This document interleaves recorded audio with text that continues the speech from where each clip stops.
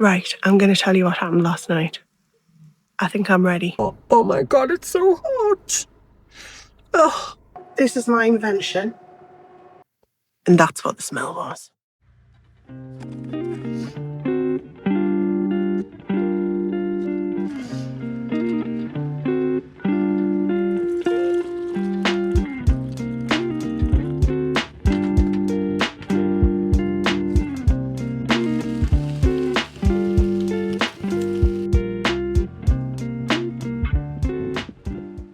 Here's the view from just beside the campsite. That is a little long stone. Oh, it's a great long stone. I think it's great.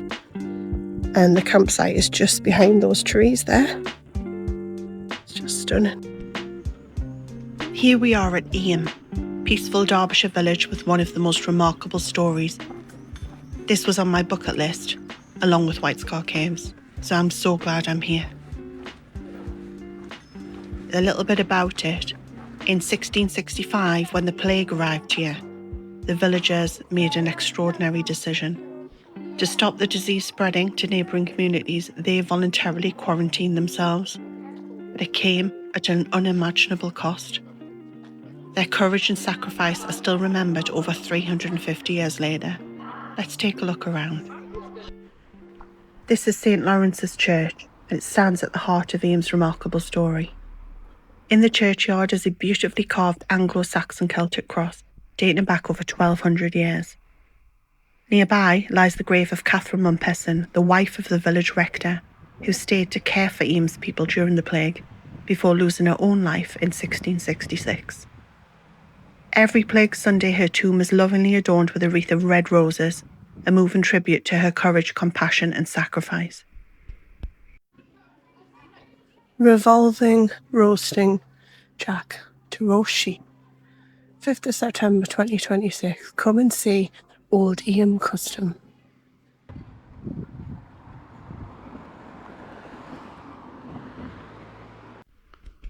These cottages are believed to be where the Eyam plague began. In September 1665, a parcel of cloth arrived from London carrying plague-infected fleas. The village tailor's assistant, George Vickers, was a lodger in the middle cottage.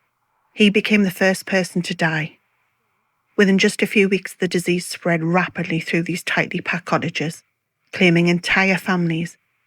Imagine living here watching neighbours fall ill one after another, never knowing whose door the plague would reach next.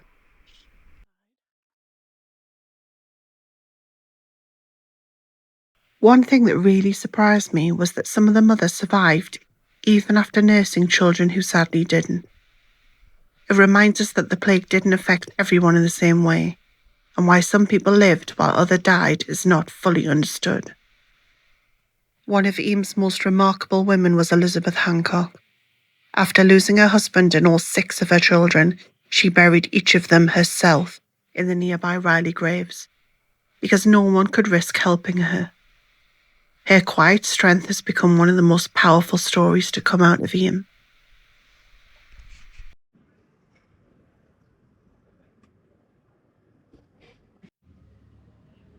Look at this.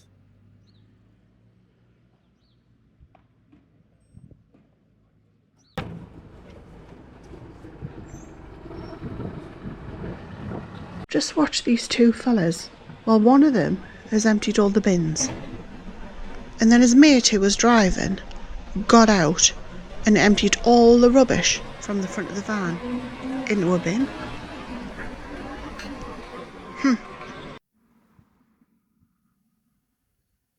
Here we are at the Plague Museum.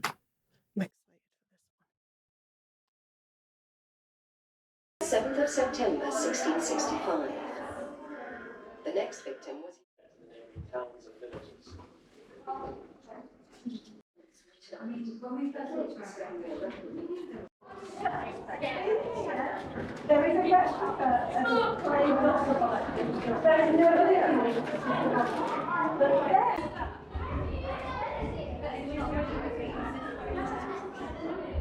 Oh my God, it's so hot.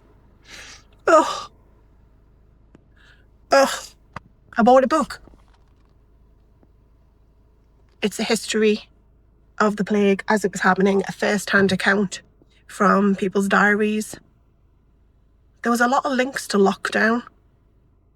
Like, is it true? Is it not? What should we do? Yeah, they've incorporated that into the museum. That is such a cool place to visit. Arrived at Castleton. I'm going to see if I can get a cold drink in this cafe.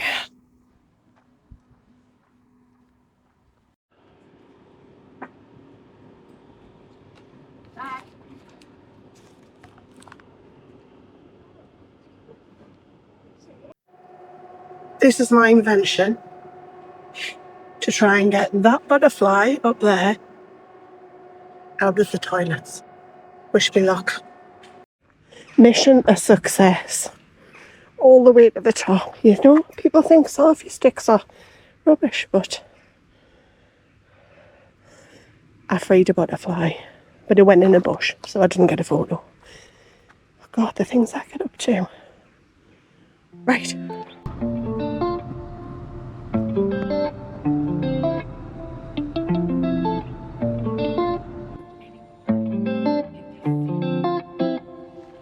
At Bradwell to get a bag of ice, and I saw this Muriel Rioja. My dad used to love this, so I'm getting this to do a cheers for my dad, who's no longer with us. And I might even have it out my butterfly cup, as long as I pooped in it. No, looks clear. I poop free. And I also got these. Oh my God, love them. Love them. Right, let's go back and do some painting.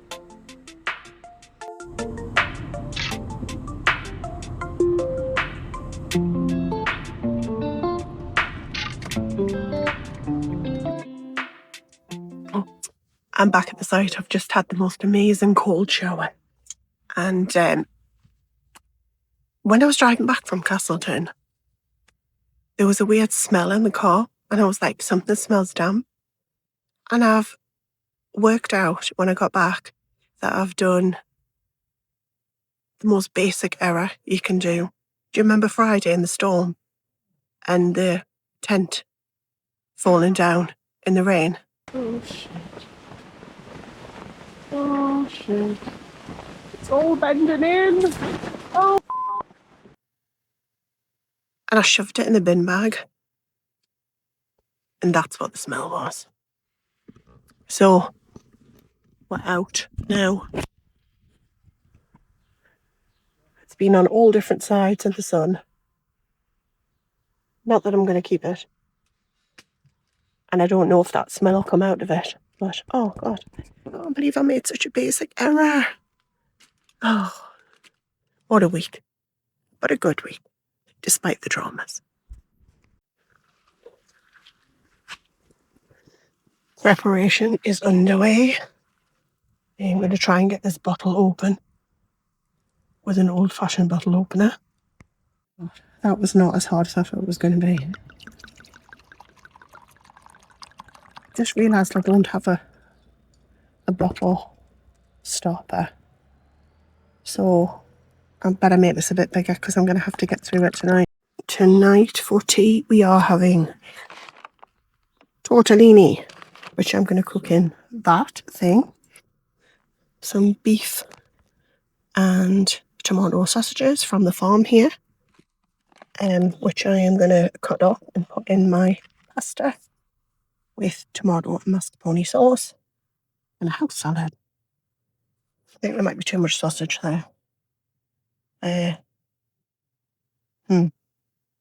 oh, I've got a bit of ice still. It's melting fast. And I think this is nearly ready. Right, I'm going to tell you what happened last night. I think I'm ready. At 1 o'clock this morning, I was woken up, or maybe it was 2, a scratching sound at the bottom of the tent at the back.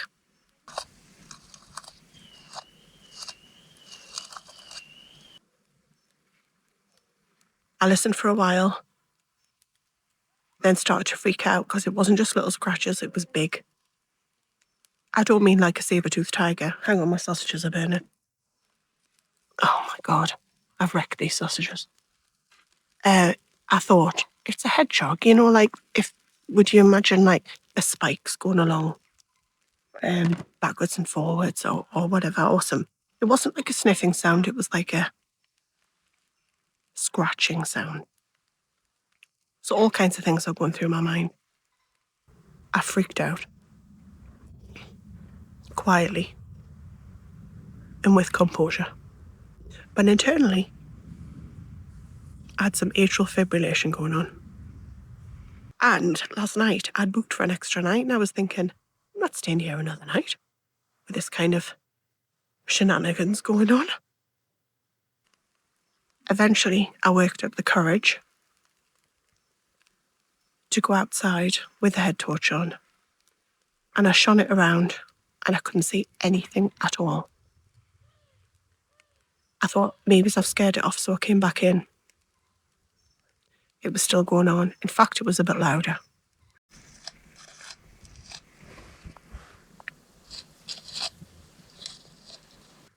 So I had to go back out. And I thought it's between the inner and the outer of the tent. So I did a full exam, trying not to wake up my neighbours with the torch on, their torch on. I'm burning my sausages, it won't be a second. I'll jump forward to after burning and tell you what happened. So, I went back outside. I was checking between the inner and the outer. I came back in the tent and between the bedroom. But whatever. Anyway, I looked. I couldn't see anything. Shining the torch in all directions. Went back in. And I sat like that, not knowing what to do, on my blow-up bed, which was deflating itself. As it was 1 o'clock, and it had been blown up for 2.5 hours. And then you know what? I could still hear the noise. So I started moving everything out of the way. My power bank, my tablet, the little table. And then I realised the noise was coming from the other side. And that is the point, ladies and gentlemen, where I realised that the scratching noise was coming from my tablet. YouTube, you bugger, had started auto-playing a video, and it was an ASMR, I think, video of an artist scratching on a canvas and making something with like plaster.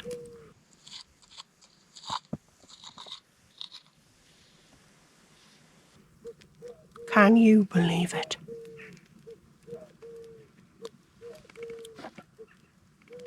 Can you believe it? You couldn't make up this shit.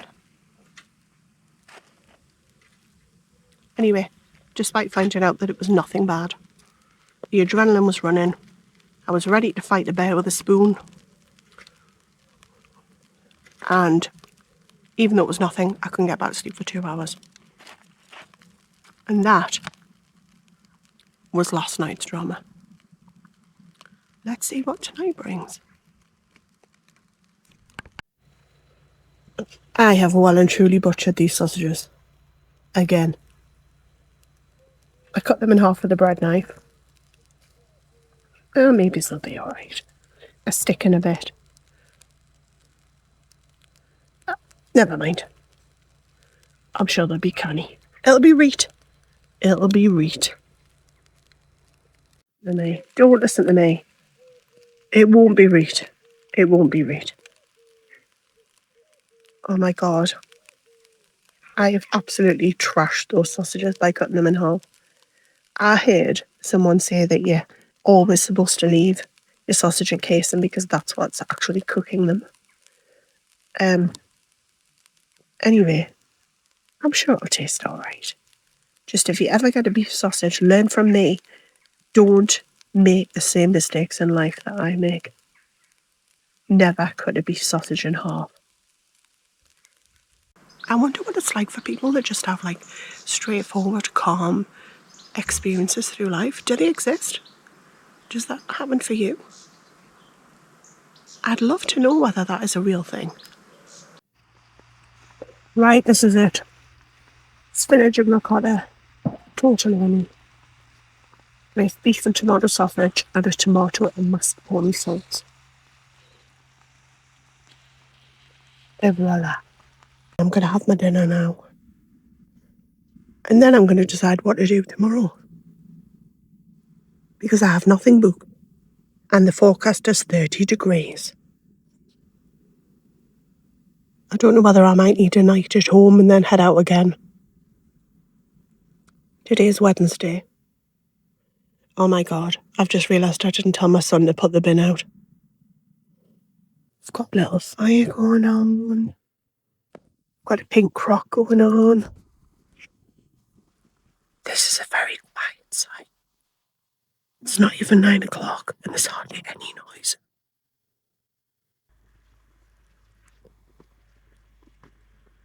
I feel like I can't cough. But it's lovely. I don't mean not being able to cough. I mean it's a lovely sight. I am going to enjoy my fire and I'm going to read some of my new book. Something cheerful. Before I go to sleep. And listen for bears.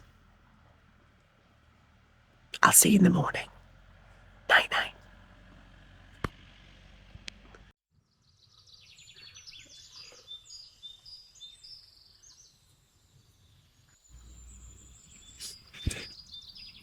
Good morning. It's very early. Just having some map time. Having a look to see if there's anywhere else that I want to go. I'm leaving this site at 11 o'clock this morning. And just having to think about what to do. It's going to be another Scotch show today. Been pretty much awake since 4 because of the crows. There's a neighbourhood of crows in the trees behind. I can't believe the noise they were making. I must bring earplugs. Because I'd like to come back here, but I'll bring earplugs. Just so I don't get woken up by scratching and crows. So I'm going to have 5 minutes to decide what to do next. Oh yeah, off we go. This is Monsell Head, one of the Peak District's most photographed views. From here you can walk down to the impressive viaduct. It's very steep. I didn't do it. Or you can follow the Monsell Trail, an old railway line that's now one of the most popular areas for walking and cycling. It's all on the flat, I hear, because it used to be a railway line. I reckon that I might do that next time I'm here.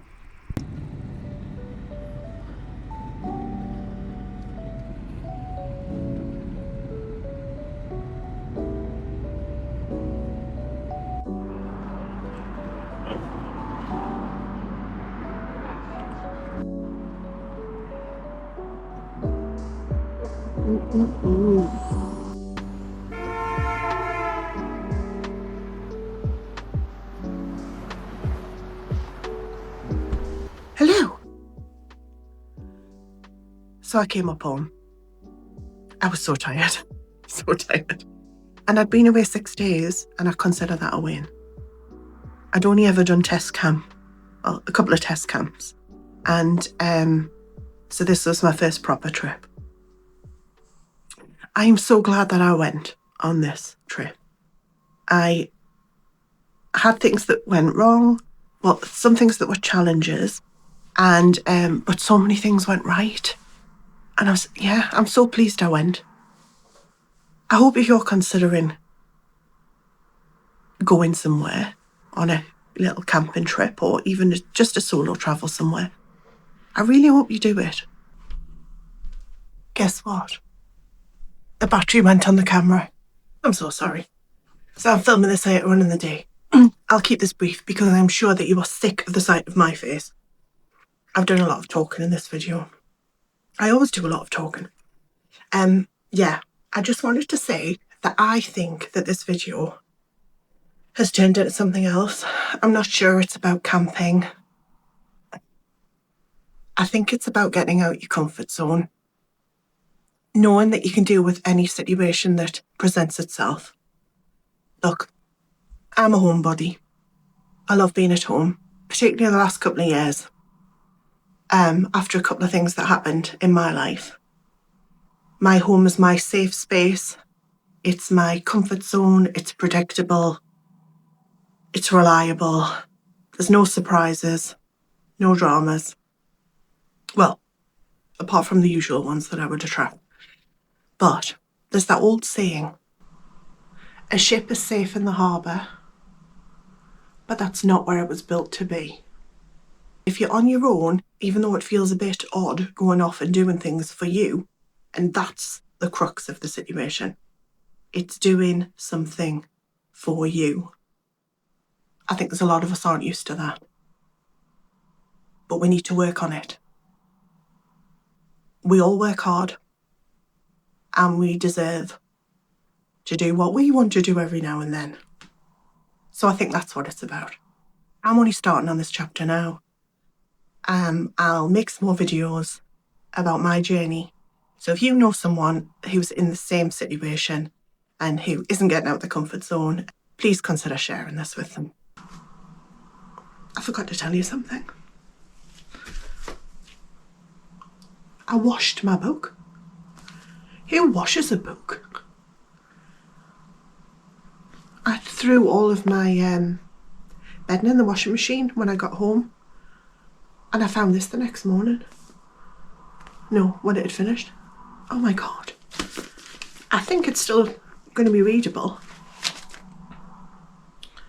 My son thought I bought it from some vintage store or something. Oh God. See thee. See thee. See thee. Oh, I still don't know if I'm saying that right.